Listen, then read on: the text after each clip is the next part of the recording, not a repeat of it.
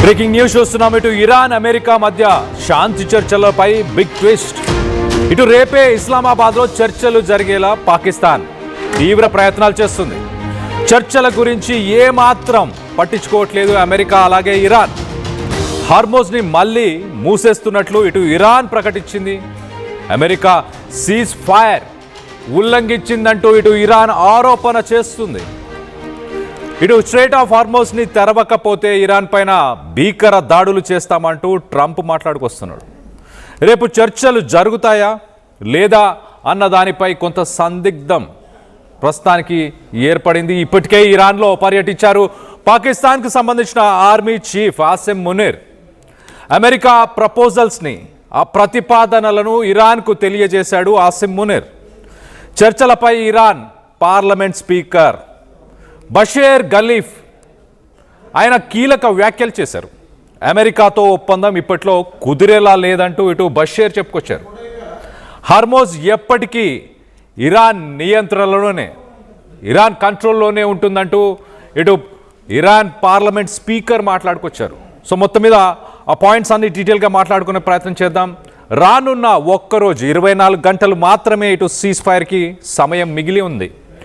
రేపటి లోపల గనక చర్చలు జరగకపోతే ఖచ్చితంగా యుద్ధం కొనసాగబోతుంది అంటూ ఇటు డిఫెన్స్ అనలిస్టులు, జియోపొలిటికల్ అనలిస్టులు చెప్తుకొస్తున్నారు.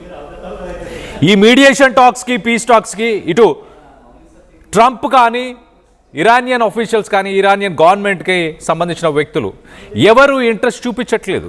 ఎందుకు ఇంట్రెస్ట్ చూపించట్లేదు? ఆసిమ్ మునీర్ ఇటు పాకిస్తాన్ ఒక మీడియేషన్ని, అమెరికా అలాగే ఇరాన్ మధ్య ఒక మీడియేషన్ని ముందుకు తీసుకెళ్లే ప్రయత్నం చేస్తుంది. అమెరికాకు సంబంధించిన ప్రపోజల్స్ని ఆసిమ్ మునీర్ ఇరాన్కి వెళ్ళి అక్కడున్న ఆఫీషియల్స్కి ఆ ప్రపోజల్స్ని చెప్పే ప్రయత్నం చేశారు.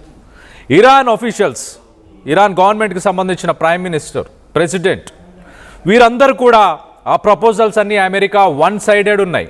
అంటే అమెరికాకి అనుకూలంగా మాత్రమే ఉన్నాయి ఆ ప్రపోజల్స్ అన్నీ. ఆ ప్రపోజల్స్ని మేము ముందుకు తీసుకెళ్లాలని ఏమాత్రం ఆలోచించట్లేదు అంటూ ఇరాన్ ఆఫీషియల్స్ చెప్పుకొస్తున్నారు. పాకిస్తాన్ ఇంటెన్స్ మీడియేషన్ టాక్స్ మొదట 25 గంటలు జరిగిన దాని తర్వాత సెకండ్ మీడియేషన్ టాక్స్ జరుగుతాయా లేవా అంటూ ఇటు ప్రపంచ దేశాలు టెన్షన్ పడుతున్నాయి. స్ట్రెయిట్ ఆఫ్ హార్మోజ్ని పర్మనెంట్గా క్లోజ్ చేసామని ఇరాన్ స్టేట్మెంట్ ఇచ్చింది.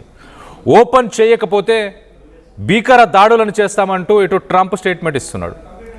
ఇరాన్ స్ట్రెయిట్ ఆఫ్ హార్మోజ్ని ఒక స్ట్రాటజిక్గా, ఒక ట్రంప్ కార్డ్ లాగా, ఒక జోకర్ కార్డ్ లాగా ఈ గేమ్లో యూజ్ చేస్తుంది. స్ట్రెయిట్ ఆఫ్ హార్మోజ్ పైన మా కంట్రోల్ పూర్తిగా ఎల్లకాలం ఉంటుంది, దాన్ని ఎవరు మార్చలేరు అంటూ ఇరాన్ స్టేట్మెంట్ ఇచ్చింది. మొహమ్మద్ గలీబాఫ్ ఇటు ఇరాన్ పార్లమెంట్ స్పీకర్ ఖచ్చితంగా straight of Hormuz it will be forever under Iranian control. It will remain under Iranian control అంటూ ఒక స్టేట్మెంట్ ఇచ్చారు. అలాగే this indicates that Iran views the strait not just as bargaining chip but as sovereign leverage. So ఒక bargaining చిప్గా strait of హార్మోజ్ని use చేస్తామంటూ Iran మాట్లాడుకొస్తుంది. Iran పైన నమ్మకం లేదు. స్ట్రెయిట్ ఆఫ్ హార్మోజ్ని ఓపెన్ చేసిన తర్వాతే ఈ మీడియేషన్ టాక్స్ కానీ, పీస్ టాక్స్ చేద్దామంటూ ఇటు అమెరికా ఒక అల్టిమేటం ఇచ్చింది. అమెరికా అల్టిమేటం ఒకసారి చెప్పే ప్రయత్నం చేస్తా. If Iran does not immediately reopen the strait of Hormuz, the US will launch a fierce attack. This moves the situation past diplomatic posturing and closer to direct kinetic military conflict. Strait of హార్మోజ్ని open చేయకపోతే ఒక భీకర దాడులను చేస్తాము. దాని తర్వాత ఎలాంటి చర్చలకి కూడా ఇంకా ఎలాంటి తావు లేకుండా ఉంటుంది, ఖచ్చితంగా మిలిటరీ యాక్షనే అంటూ ట్రంప్ ఒక స్టేట్మెంట్ ఇచ్చారు. మరోపక్కన స్పీకర్ గలీబాఫ్ మాకు ఎలాంటి హోప్స్ లేవు, రానున్న మీడియేషన్ టాక్స్లో ఒక రెజల్యూషన్ వస్తుందని ఎలాంటి హోప్స్ లేవంటూ ఇటు ఇరానియన్ స్పీకర్, పార్లమెంట్ స్పీకర్ గలీబాఫ్ చెప్తున్నారు. Any hopes for a near-term resolution by stating that agreement with the US seems unlikely anytime soon. అమెరికాతో ఒక పీస్ టాక్స్ కానీ, ఒక రెజల్యూషన్ కానీ రానున్న రోజుల్లో జరిగేలాగా లేదు అంటూ ఇటు స్పీకర్ గలీబాఫ్ చెప్పుకొస్తున్నారు. సో మొత్తం మీద 24 గంటలు మాత్రమే ఇటు సీజ్ ఫైర్కి సంబంధించిన సమయం మిగిలి ఉంది. ఇప్పుడు ప్రస్తుతానికి ఆ 24 గంటల్లో చర్చలు కొనసాగవు, చర్చలు సఫలమవ్వవు అంటూ ఇటు ఇరాన్ స్పీకర్ చెప్తున్నారు. ట్రంప్ స్ట్రెయిట్ ఆఫ్ హార్మోజ్ని ఓపెన్ చేయకపోతే రానున్న రోజుల్లో భీకర దాడులు చేస్తానంటూ ఇటు ట్రంప్ స్టేట్మెంట్ ఇస్తున్నారు. సో ఏమాత్రం అమెరికా తగ్గట్లేదు, ఇరాన్ తగ్గట్లేదు. స్ట్రెయిట్ ఆఫ్ హార్మోజ్ని పూర్తిగా కంట్రోల్ మేమే చేస్తామంటూ ఇటు ఇరాన్ చెప్తుంది. సో మొత్తం మీద రానున్న రోజుల్లో గ్లోబల్ ఫ్యూయల్ ప్రైజెస్ ఇంక్రీజ్ అయ్యే అవకాశం చాలా క్లియర్గా కనిపిస్తుంది. అలాగే సిట్యువేషన్ ఇంకా హారిబుల్గా ఉండబోతుంది. ఆర్థిక మాంద్యం వచ్చినా ఆశ్చర్యపోవాల్సిన అవసరం లేదు, అలాంటి సిట్యువేషన్ నెలకొని ఉంది. దీనికి సంబంధించి మీరేమనుకుంటున్నారు?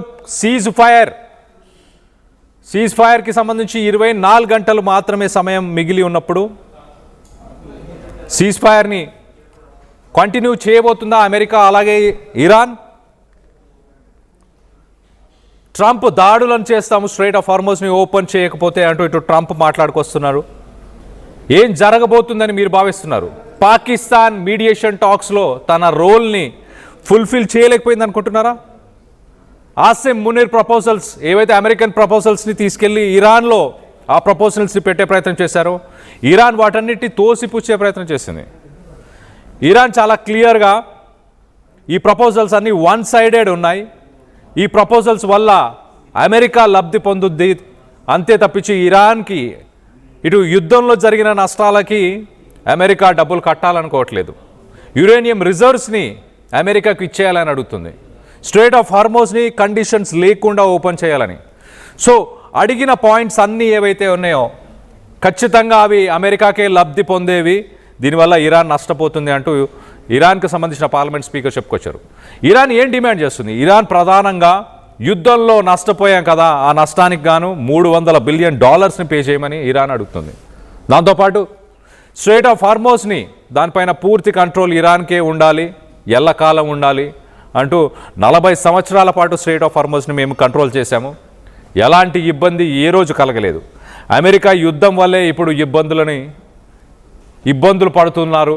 అమెరికాలోని ప్రజలు పర్ గ్యాలన్ ఫ్యూయల్ $4 to $5 ప్రస్తుతానికి పే చేస్తున్నారంటే వీటన్నిటికీ ట్రంపే కారణం అంటూ ఇరానియన్ పార్లమెంట్ స్పీకర్ కామెంట్ చేశారు. సో ఒక కొలిక్కి వచ్చేలాగా అస్సలు కనిపించట్లేదు. పీస్ టాక్స్ మరి జరుగుతాయా? ఒకవేళ జరగకపోతే ఖచ్చితంగా ఫ్యూయల్ ప్రైజెస్ షార్ట్ అప్ అయ్యే అవకాశం ఉంది. దాని తర్వాత ఫ్యూయల్ ప్రైసెస్ ఇంక్రీస్ అయిన తర్వాత దానివల్ల global energy sector, global trade ఇవన్నీ కూడా ఇంపాక్ట్ అవ్వబోతున్నాయి.